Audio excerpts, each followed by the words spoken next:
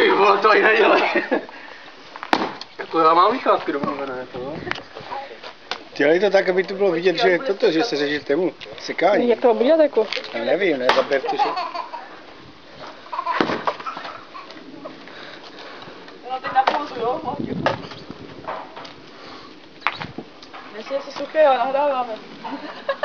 Protože představ. No už vidíte, ale teď já nevím, ty děti pomalu svítí do očí.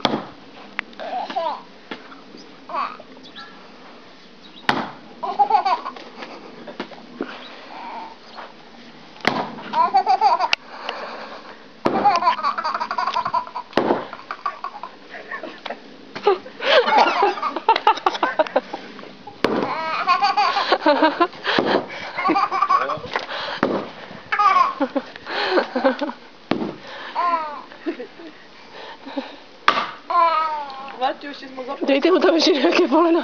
Tam jdi ho. Mám ty místo. Jak se bojí, jak to vydrží. Co bude, Marťo? Nějakou granulu na ryby si zítra. Vem si.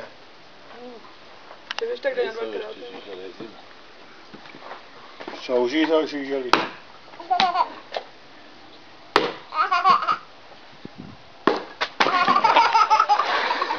Dobře, je to, že? To spadlo.